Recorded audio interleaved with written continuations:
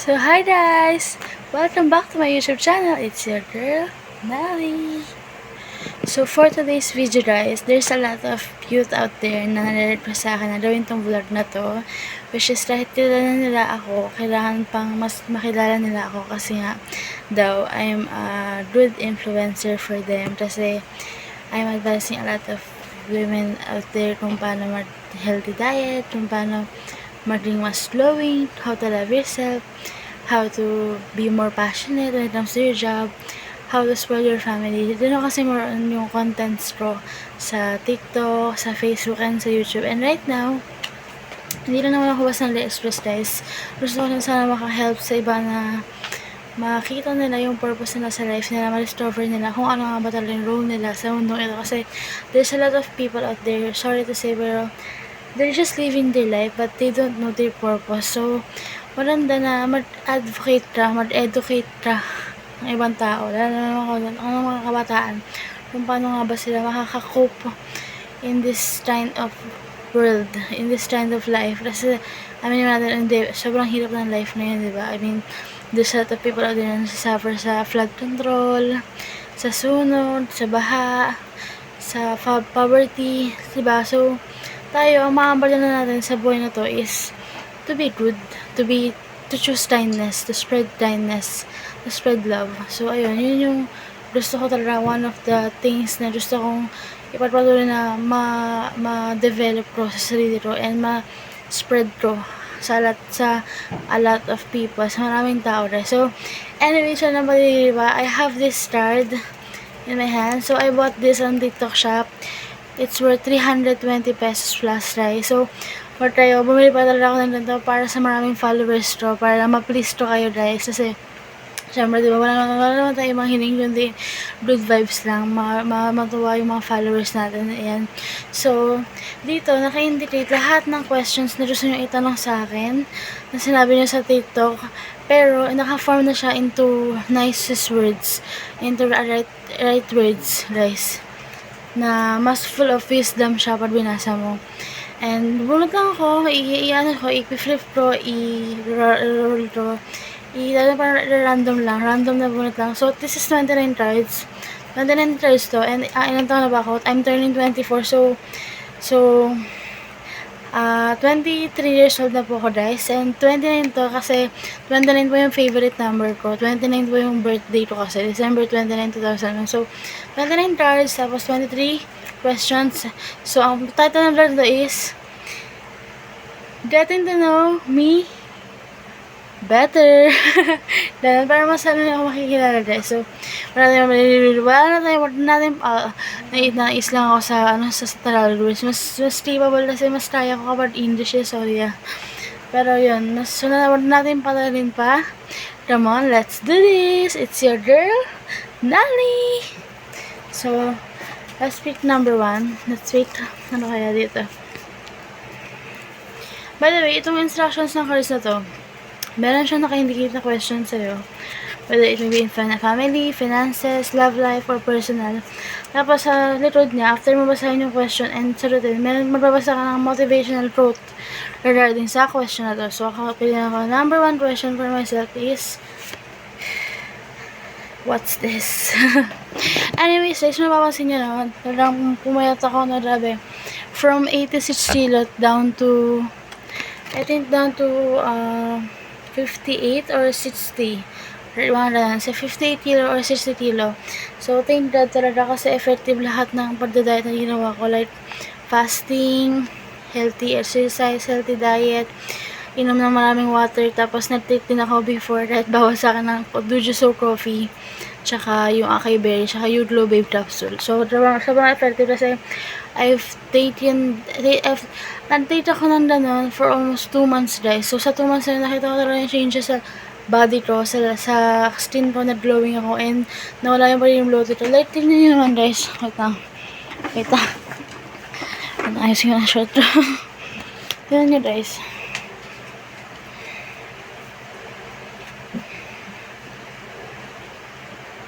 Oh, diba? Sobrang, ito ba talaga yan eh. Sobrang SGV ha. Diba? Nawala yung siya guys. So, ayun na nga. So, first question tayo guys, no? First question. Let's read it. Come on. Samahan niyo ako magbasa. May pagkakataon bang nawalan ka ng pag-asa? Paano mo muling natagpuan iyon? So, yan. I'm not lying. I'm not nakalreligion. So, ako, yes. May pagkakataon na nawalan ako ng pag-asa. And I found that through the help of those people who loved me and supported me since day one. Like yung sa mama ko nga and yung ate ko and yung boyfriend ko si Harold. Sobrang grabe. As in, actually, as of now, ganyan yung situation ko. I'm losing hope. Hindi ko alam kung para kanina ako bumabangon. Mabangon ako na sobrang mabigat. Nahirapan ako matulog.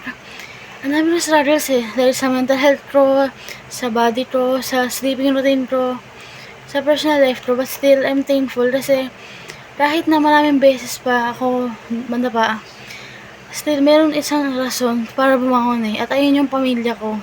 Sila yung stood there. Sila yung stand by my side to help me get through this, to help me look forward, to help me find reasons to live this beautiful life. And sobrang grateful ako for my mom, for my ate, for Marvin, for Lola, for Papa, and of course for my boyfriend, for Tatang. Sa lahat ng mga taong sumuporta sa akin, sa lahat, even sa mga friends ko, kay B, kay Dayan, kay Mami Kat, yan, sa lahat.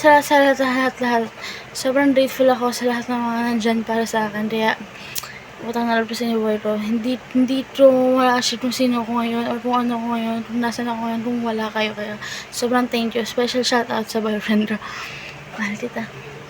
Char. Anyways, ang payo niya sa laro is, lahat tayo nawawala ng pag-asa minsan, pero ang mahalaga, lagi itong bumabalik. Minsan, it just takes time. Yes. Totoo naman, it takes time. Yes. So, ito na, pangalawang card. Guys, 23 cards na ako sasagutin ko. Kalma lang kayo dyan. Hindi lahat to. So, ito na.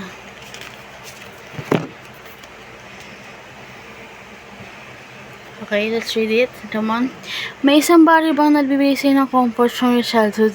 Ano ito? Oh my gosh! Siyempre meron! Ako kasi, way back childhood, parang I always love to play with kids. Yes. So, everything na ginagawa ko siya ngayon, even kahit sa mga youth na yun na malapit sa puso ko, like yung mga anak-anakan ko, si Nicole, si Chestra, si Tete, yung pinsan ko, si Nicanor, yung pinsan ko. Yan, yung mga pinsan ko, mga pamangkin ko. Sobrang, hindi nila alam, nahihil nila yung inner childhood ko. Kasi nga, before, I love to play with kids. And tumataling sa point na, hindi ako makapag-play with other kids. Kasi nga yung mama ko, lagi niya akong pinapaturo tuwing hapon. So, ako naman tumatakas ako. Minsan, nagdadahilan ako. Pero yun na, I mean, sobrang nahihil nila yung inner child ko kapag nag-play ako sa kanila. Especially kapag may toys. Like kapag may Barbie, ganyan, bola, ganyan, balloons. Sobrang saya, sarap sa feeling, sobrang saya lang.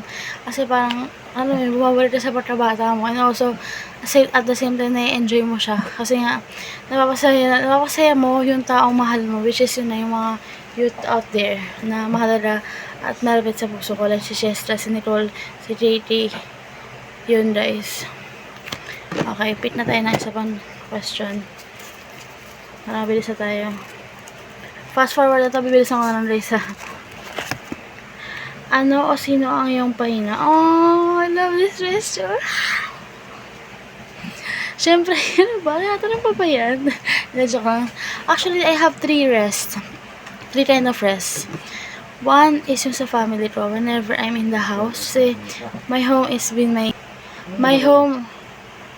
been my greatest rest, alam mo yun, parang pag nasa bahay ako, sobrang grabe ang laki, lawak ng freedom ko, nagagawa ko lahat. So, una home, pangalawa mama ko, sobrang grabe yung feeling kapag kasama ko mama ko, like, nakadepende ako sa kanya, nakalala lang ako sa kanya, and everything will work, everything will be perfect, basta tiwala lang ako sa kakayahan niya. And pangatlo, of course, yung boyfriend ko, si Harold, sobrang grabe yung pahina na dinudulot niya sa akin, lalo niya akong satisfied sa pagkain, Lagi niya akong sinasamahan sa lahat ng gala ko, lagi niya akong pinapatawa, pinapasaya.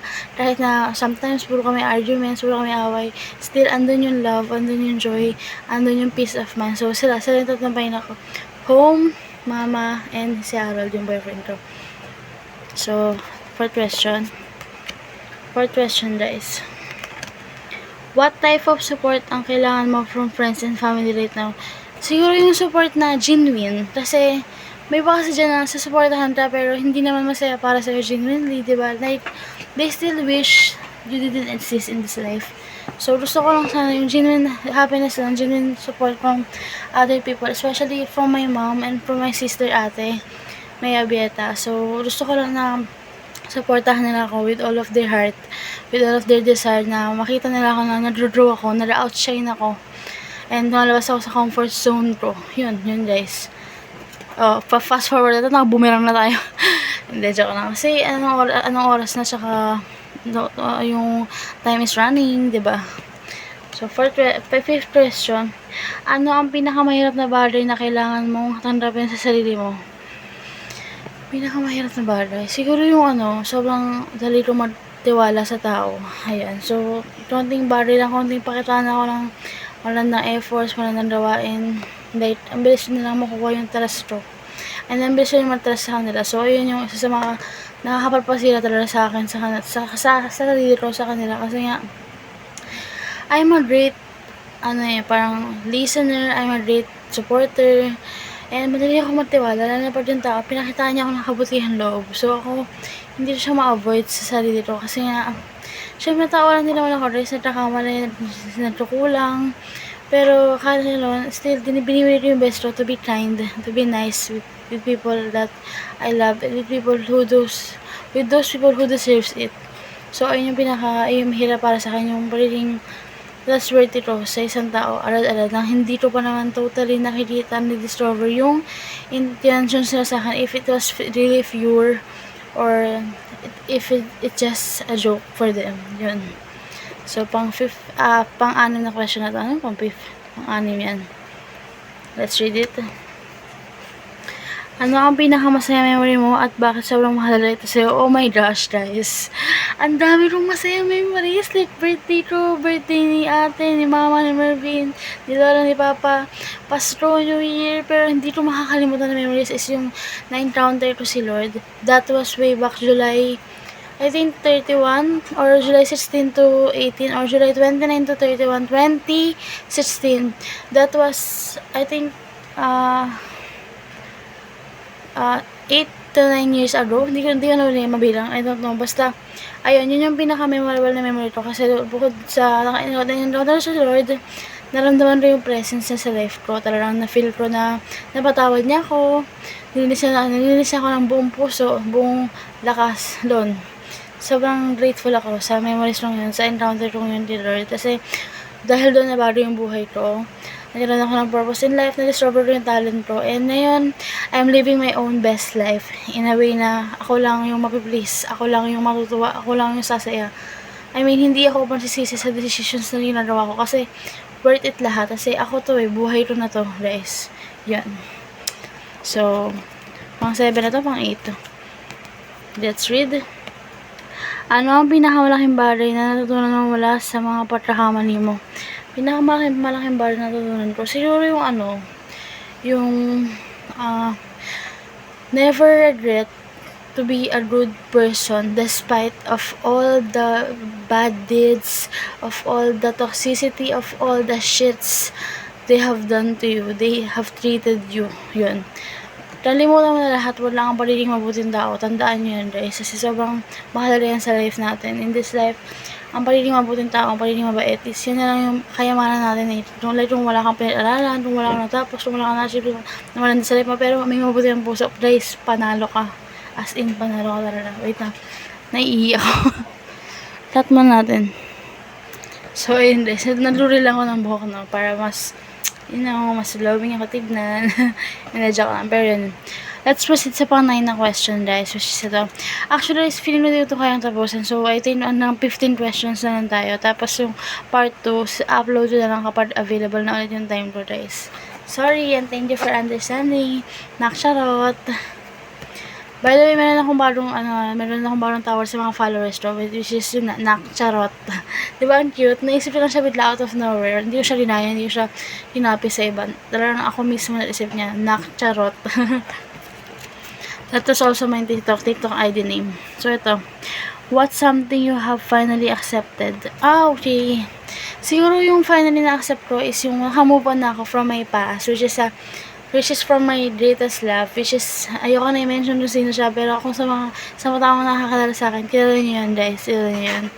Kasi, 3 years ng life ko, parang siya lang yung inisip ko, yung mga panagdaanan namin, pinasamahan namin, and yet, diba, nadawa niya akong i-traumatize, nadawa niya akong iwan, so, that was something na sobrang pinagsisihan ko, and sobrang nahirapan ako tanggapin. But right now, tunay na kapag meron kang maluwag na puso, willing matuto, willing i-endure yung willing i-endure yung pain sa buhay na to, you will eventually accept everything eh. Parang it just drove under the flow na dawin mo siya gusto mangyari. So ako blessed ako kasi andyan yung boyfriend ko for me. Pinapayuhan ako, tinutulungan ako mag-grow, sinusuportahan ako sa lahat ng bagay. Kaya, great factor din na meron kang someone na nakasuporta sa'yo para unti-unti mo malampasan, matanggap yung mga bagay na akala mo hindi mo kayang tanggapin before. So, yun. Gusto ko na yung lashes to. Anyways, ito na. Pang 12 or pang 11 na question na to. Guys, ng 15 lang tayo. Proceed ako siguro bukas, susunod na araw, guys. Ano ang pinakamalaking pagsubok na nalampasan mo sa isang relasyon? Oh my gosh. Siguro yung hindi ko siya ma-mention dito kasi nakakahiya. Anyways, I mean, hindi naman ako nahihiya sa nangyari, pero nahihiya ako sa nakostro na damage sa partner ko, which is si Harold na. Pero, hindi guys, hindi kasi siya public person, so iba na lang siguro. Strip na itong question na ito. Hindi ko siya kayang sagutin. I'm sorry. Sorry. Sino ang unang naisip kapag masaya ka? Bakit siya? Siyempre yung reason ko bakit ako masaya. Siya yung unang naisip kung bakit ako sumasaya. Which is yung boyfriend ko nga si Harold. I mean, hindi naman siya yung ginagawa ko Mondolize. Pero kasi siya yung reason kung bakit ako masaya. Kaya siya yung unang ko naisip. Yun, simple as that. Ang 13 na. Natulog ka na, Ella? Ito guys, last two. Kailan mo huling naramdaman na kailangan mo ng yakap? Sino ang gusto mong yakapin? Siguro yung gusto mong yakapin, wala na siya dito sa mundo to. She already passed away since 2020. And walang iba yun yung ate May ko. Si ate May, yung pinsan ko. Sobrang malapit yun sa puso ko guys. Kasi she's really great a listener, advisor, and a doer. Like, pag gusto niya tulungan kami nila mama at nila ate. Talagang binibigay niya yung effort niya eh. Talagang sobrang na-appreciate namin yung love niya. So, ako hanggang ngayon, winiwish ko sana dalawin niya ako kahit sa panalilip ko lang ba. Kasi gusto ko siyang yakapin. Gusto ko siya yakapin, guys. As in. So, yun. Okay, last na to, guys. Wait lang, kailangan special. Di wala. Last one, yung after na last na. Anong ginagawa mo para manatili ang balance sa buhay kahit hindi madali? Una sa lahat, nag-focus ako sa career, sa pag-apply ng trabaho. Kasi kaka-endo ko lang guys sa SM Hypermarket Makati. So, I'm seeking job, which is yung job na mas prefer ko, mas kaya ko i-handle.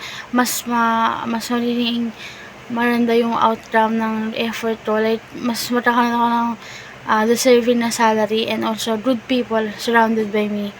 Tapos, syempre, healthy diet, healthy lifestyle, eating fruits, vegetables, tapos mag-exercise. Tapos, pangatlo, mag-read ng Bible, magdasal. Pang-apat, umatay ng church and services. Panlima, hang out with friends, with boyfriend, and with mama, with family. Yun. 5 yan, guys. Ato na, last na, guys. Proceed ako, guys, promise, I promise you all.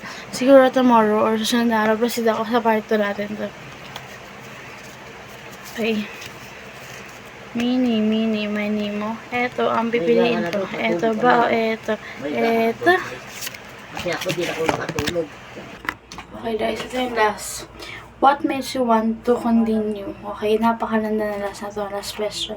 Of course, yung faith ko kay Lord, yun yung dahilan kung bakit gusto ko mag-continue in this life despite of all the struggles, the pain, the hardships. Kasi, alam mo, kapag faithful ka kay Lord, kapag pinakamananabalataya sa Diyos, lahat ng bagay kaya mo as long as you know that He was there, He is there, willing to help you, willing to guide you. So ako, lagi ko lang wini-welcome yung Holy Spirit sa life ko, lagi lang ako nadala si Lord, sa plano niya, pinakawakan rin siya, sorry guys, natatay na ako. Yun lang guys, bye. Thank you for watching. Continue to subscribe to my vlog, to my YouTube channel, and follow me to all of my social medias like Marnelly Raimundo, Naksharot, It's Your Girl Nelly, and Marnelly Raimundo. Thank you guys. Bye bye.